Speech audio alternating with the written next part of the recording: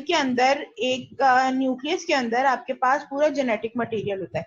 अच्छा, ये जो जेनेटिक मटेरियल होता है इसका फंक्शन क्या होता है कि हमारी पूरी बॉडी के जितनी भी एक्टिविटीज हैं उनको रेगुलेट करता है। इस रेगुलेशन में एक चीज जो सबसे इम्पोर्टेंट जो हमें मिलती है वो ये है कि even what characteristics we are going to take from our parents, it's decided by the genetic material that is present inside the nucleus. ठीक है, मुझे अगर फॉर एग्जाम्पल ऐसा भी होता है ना कि पेरेंट्स की तो अगर दोनों सारी क्वालिटीज एक जैसी हैं, पेरेंट्स की हाइट बिल्ड वगैरह सब एक जैसी है और एक ही तरह का जेनेटिक मेकअप है, तो फिर तो लाजमी सी बात है कि जो ऑफस्प्रिंग होगा ऑब्वियसली उसके भी वही फीचर्स होंगे, एग्जैक्ट वही रेप्लिका फीचर्स होंगे जो कि पेरेंट्स के हैं, क्योंकि पेरेंट्स दोनों जो हैं वो एक जैसी फीचर्स रखते हैं। लेकिन अगर इसके मुकाबले में ये होता है कि जो पेरेंट्स हैं वो अलग रख रहे हैं अपने जेनेटिक मेकअप रखते हैं, तो उसके नतीजे में ये होता है कि जो ऑफस्प्रिंग होता है उसमें या तो मिक्स फीचर्स आते हैं या फिर ये होता है कि वो किसी एक जो डोमिनेंट कैरेक्टर होता है पेरेंट का उसको वो जो है वो ऑफस्प्रिंग ले लेता है। तो ये जो भी डिसीजन है बेसिकली वो भी जेनेटिक मटेरियल ही मेंटेन कर रहा होता है। अब ये जेनेटिक मटेरियल होता किधर है? ये जेनेटिक मटेरियल न्यूक्लियस के अंदर होता है in the form of chromatin.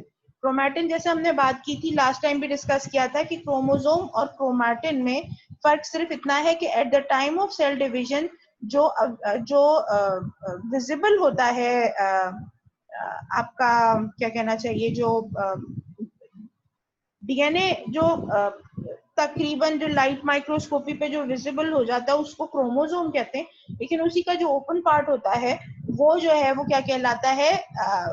Chromatin कहलाता है। अब अगर आप इस पिक्चर को गौर से देखिए तो ये पिक्चर आपको बहुत क्लियरली बता रही है। अब देखें यहाँ पे ये जो न्यूक्लियस है अगर आप इसको नोट करें तो न्यूक्लियोलस हो गया और न्यूक्लियोलस की चारों तरफ अगर आप देखो तो यहाँ पे क्रोमैटिन भरा हुआ है। अच्छा, इसके बाद फिर आपके पास जो है ये क्रोमोसोम है। ये जैसे मैंने आपको बताया कि at the time of cell division chromosome की ये शक्ल होती है। अब इसका ये पी आर्म हो गया, ये क्यू आर्म हो गया, ये इसके टीलोमर्स हो गए, ये इसका सेंट्रोमियर हो गया।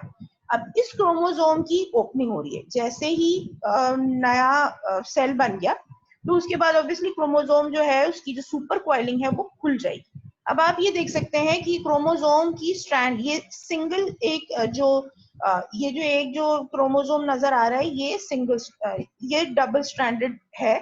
तो अब ये एक स्ट्रैंड अलहदा खुलेगा, दूसरा स्ट्रैंड अलहदा खुलेगा। ये मत समझिएगा कि पी आर्म के जो सेटअप है वो सेपरेट हो जाएगा और क्यू आर्म का सेपरेट हो जाएगा, ऐसा नहीं है।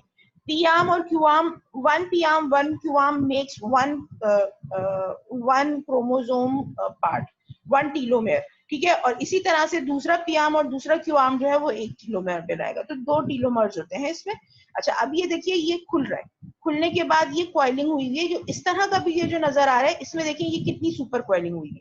अब ये जो सुपर कॉइलिंग है ये आगे जाके अब आपको और ज्यादा क्लियर नजर आएगा। ये सुपर कॉइलिंग हुई भी है और इसके बाद फिर ये फर्दर इसकी ओपनिंग स्ट्रेटनिंग होती है। स्ट्रेटनिंग होने के बाद जो आपका जो स्ट्रैंड होता है उसका कुछ पोर्शन अनबाउंड हो जाता है और कुछ पोर्शन बाउंड फॉर्म में ही रहता है।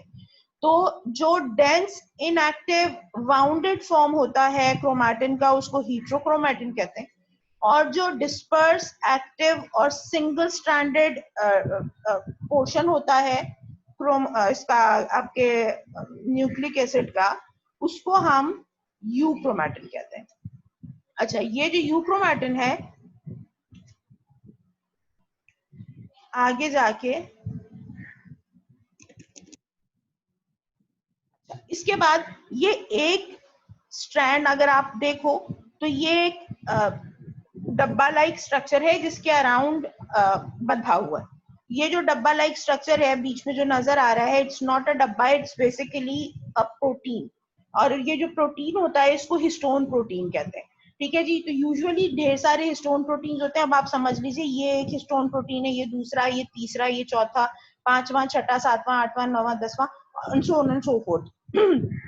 अब ये जो एक कुछ पोर्शन डीएनए के स्ट्रैंड का जो कि वाउंड हुआ हुआ है around the histone protein is known as one nucleosome.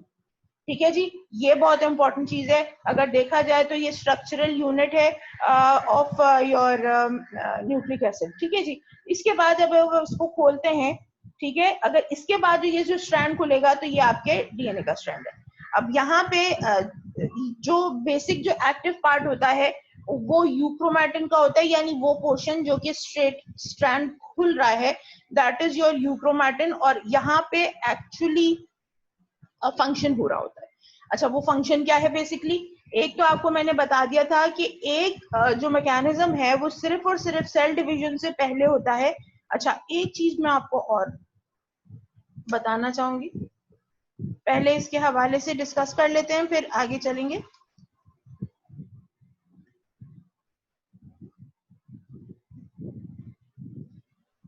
Screen share हो जाए तो हैंड रेस कीजिएगा.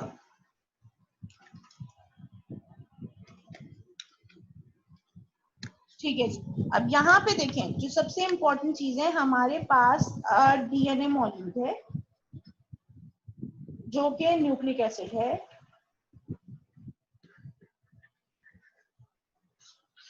इस डीएनए के साथ हमारे पास जो दूसरा न्यूक्लिक एसिड होता है वो आरएनए होता है.